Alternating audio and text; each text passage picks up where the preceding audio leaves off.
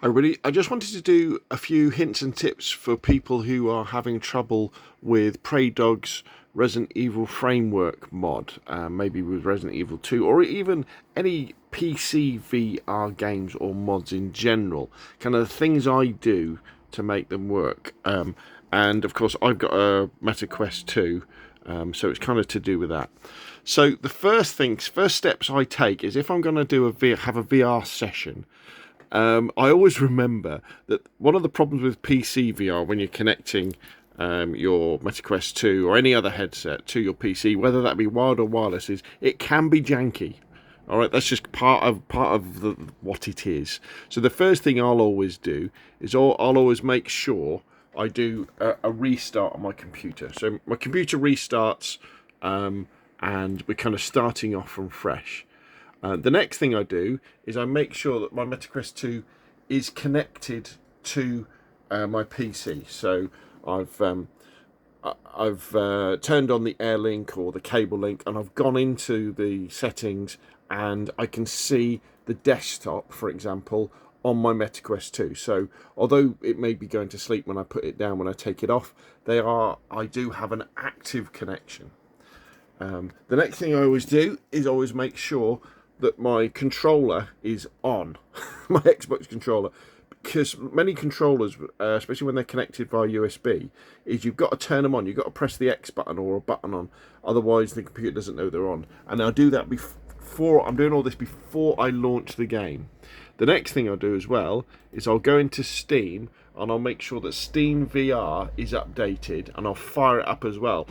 I think many of the problems that seem to occur with PC VR tend to be something to do with Steam VR crashing or stopping, and often you'll actually find this thing here will say, oh, we crashed, and restart Steam VR, and that happens a lot. So if you're having trouble, just bear that in mind. The next thing I would do is I would then start, if I was using a cheat engine, I would start that up as well. And you may say, well, why would you want to use a cheat engine with a single player game? Well, obviously, what I like to do in Resident Evil is, Resident Evil 2 anyway, I like to have the option where you have single shot critical hits to the zombie heads, so that you don't have to blow through loads of ammo. Because I must admit, I'm not particularly good, especially when you're learning something new. So you would do that. And obviously you've installed the mod properly. And then when you fire it up,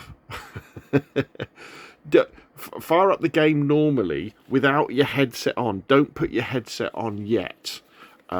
Wait till it actually gets into the game, and then put your headset on, and that should work. Now, if you're having problems within it as well, make sure that you in the VR, so you press insert to get the REFramework menu up. Make sure that in VR it's loaded, either OpenXR or the VR runtime has loaded up, so it's talking to it and it's doing it that way. Also, what you want to do is you want to make sure that, it's come down a bit, first person is enabled. Obviously you can play it in third person. In fact, I quite like playing it in third person. It's quite interesting to do that way.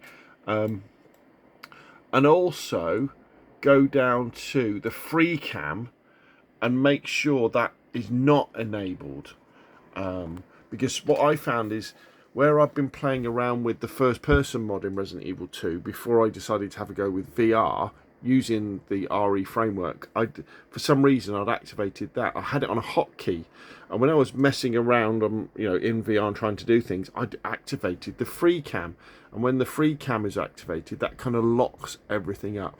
The other thing that can happen is when you're in the game, sometimes your move controllers kind of take over, and you'll find your character will be holding a gun instead. But what I tend to find is you just pick up your Xbox controller or your PlayStation controller, whatever you're using, press a few buttons, and generally that will then take over. Or sometimes what you've got to do is restart Steam VR.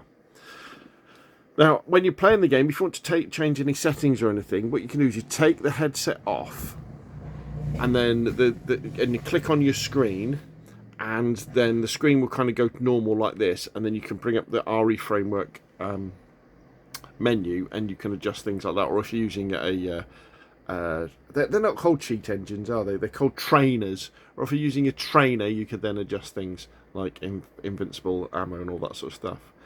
If all this Steam seems still not to be working, especially if you've already had it working before, just do a restart on your PC, do a restart on your headset.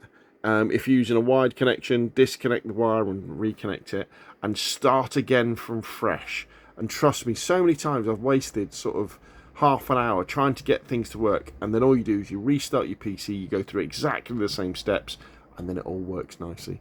Okay, hopefully this is useful. If it has been, hit like. You want to see more of the same, press subscribe, and of course I'll see you again soon.